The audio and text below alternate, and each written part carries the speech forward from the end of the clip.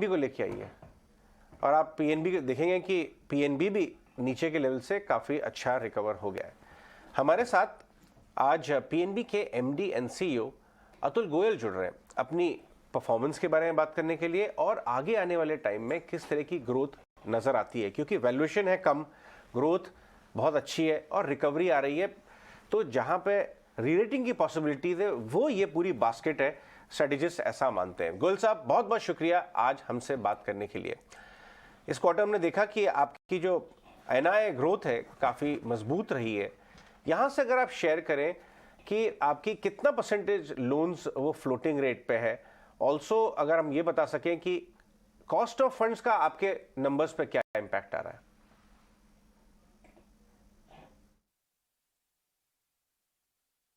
देखो, जो निम का ट्रेजेक्टरी है तो हमारी, अगर आप देखते हैं जून 2022 में डोमेस्टिक निम 2.9 था, जो निम अभी सितंबर 22 में बढ़कर 3.11 हो गया है। तो हमने गाइडेंस जो दी थी लास्ट टाइम, वो दी थी कि अवर निम विल बी अराउंड 2.8 to 2.90. तो now we are revising by 10 basis point, it will be around 2.9 to 3%। आपका जो स्टेट क्वेश्चन है कि कॉस्ट ऑफ डिपॉजिट, तो इसमें मैं बताना चाहता हूं कि क्रेडिट ग्रोथ जो ज्यादा है वो 15% के ऊपर है इंडस्ट्री की। अगर आप डिपॉजिट ग्रोथ देखते हैं तो वो 8 से 9% के आसपास है।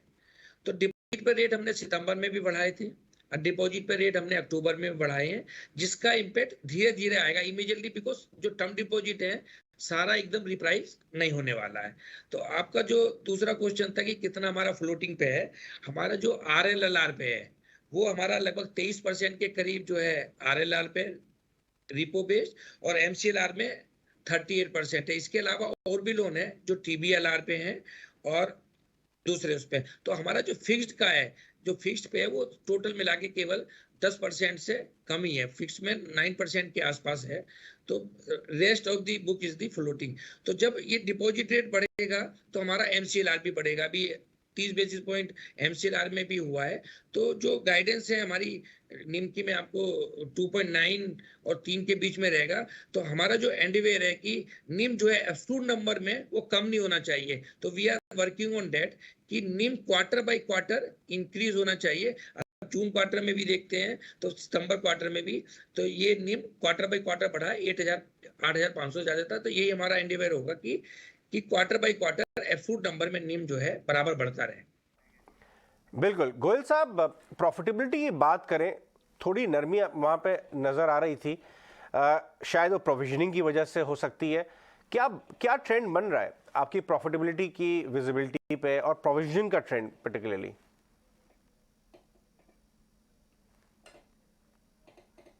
हाँ, जो स्ट्रेस का है, स्ट्रेस के बारे में मैं बताना चाहता हूँ। SMA2 बुक केवल हमारी जो है 10,000 करोड़ के आसपास है सितंबर 22 में। अगर आज का डाटा देखें नवंबर में, तो ये घट के और 4,000 के आसपास रह गई है। स्ट्रेस बड़े अकाउंट में कोई नहीं है, कोई भी एक अकाउंट हमारा जो है ऐसा नहीं है बड़ा 100 करोड़ से ऊपर का जो हमको ऐसा है कि रिकॉग्नाइज करना है। अगर आप स्लिपेज भी देखते हैं हमारी, जो इस क्वार्टर की स्लिपेज में है, सबसे बड़ा अकाउंट जो डाउनग्रेड हुआ है वो अराउंड जो है 160 करोड़ रुपए का है। आपको एक डाटा और देना चाहूंगा मैं आपको, जिससे आपको कंफर्ट आएगा। हमने ये भी एनालिसिस करा है कि जो अंडरराइटिंग इशू था वो एड्रेस हुआ है कि नहीं।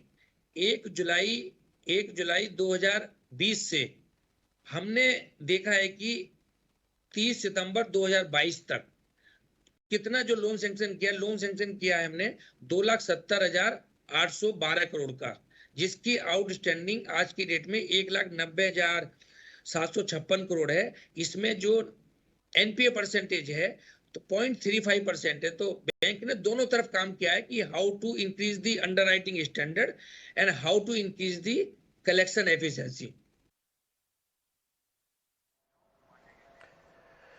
ठीक है गोयल साहब, अभी अजय आपसे ये पूछ रहे थे कि क्रेडिट ऑफ टेक कैसे हुई है। मैं आपसे उल्टा पूछते हुए ये पूछता हूँ कि डिपॉजिट्स कैसे आ रहा है, क्या डिपॉजिट्स में भी कंपटीशन है क्या?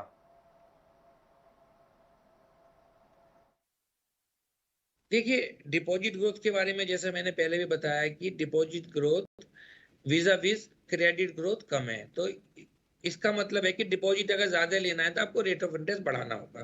तो हमने सितंबर में भी बढ़ाए हैं और जो है अक्टूबर में भी रेट ऑफ इंटरेस्ट डिपॉजिट पे इंक्रीज करे हैं।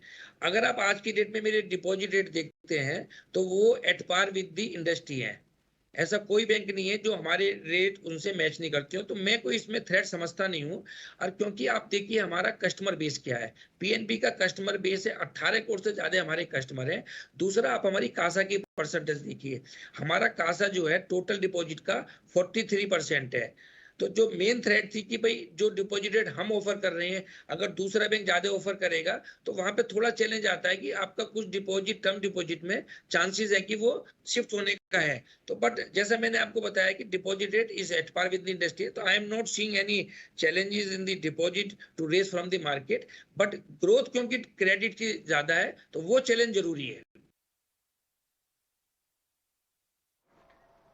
ठीक है गोयल साहब, एक आखिरी सवाल, क्योंकि सरकारी बैंकों को लेकर जब भी बात आती है तो एक बार एनपीएस के बारे में भी सवाल पूछा जाता है, तो ये परंपरागत सवाल मैं भी आपसे पूछता हूँ। गाइडेंस को लेकर आप गाइडेंस क्या देंगे अपनी एनपीएस की, खासकर FY23 के लिए, ग्रॉस की और नेट की, दोनों की सर?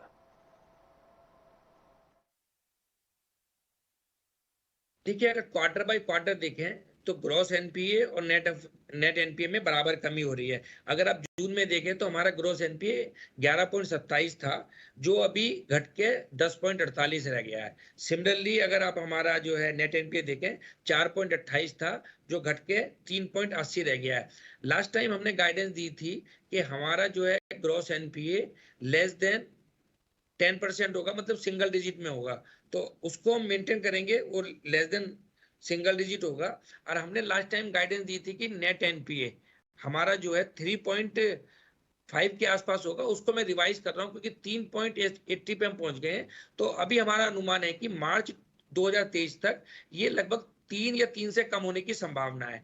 क्योंकि जो हमारा उद्देश्य था कि हमारा 32,000 करोड़ का हमारा टारगेट था कि प्रत्येक क्वार्टर में 8,000 करोड़ की हमको रिकवरी करनी है, तो हम उस पर राइट ट्रैक पे हैं। क्योंकि अगर जून में देखें तो 7,057 करोड़ की रिकवरी हुई थी और सितंबर में 8,500 से ज्यादा करोड़ की रिकवरी हुई है। दूसरा हमारा ये था कि स्लिपेज जो है बैंक का वो जो है कम होना चाहिए रिकवरी से। अगर जून का नंबर देखते हैं 7,057 करोड़ की रिकवरी के अगेंस्ट 6,400 करोड़ का खाली स्लिपेज था, और इधर 8,500 करोड़ की रिकवरी के अगेंस्ट जो स्लिपेज है वो लेस देन 6,000 करोड़ है। तो हम राइट ट्रैक पे हैं। जो एनपीए का इशू है वो धीरे धीरे जो है आपका जो है मार्च 23 तक मैं समझता हूँ जो पुराना लेगेसी इशू भी है वो भी सब सॉर्ट आउट हो जाएगा। और बड़े अकाउंट में कोई भी ऐसा अकाउंट नहीं है जो हमको रिकॉग्नाइज करना है। Definitely there was a stress on the RAM and we are addressing that issue. All right Goyal साहब, बहुत बहुत शुक्रिया आज हमसे बात करने के लिए, और ऐसे ही आपकी नंबर्स की इम्प्रूवमेंट की ट्रैजेक्टरी चलती रहे, ये शुभकामनाएं आपको। आगे बढ़ते हैं और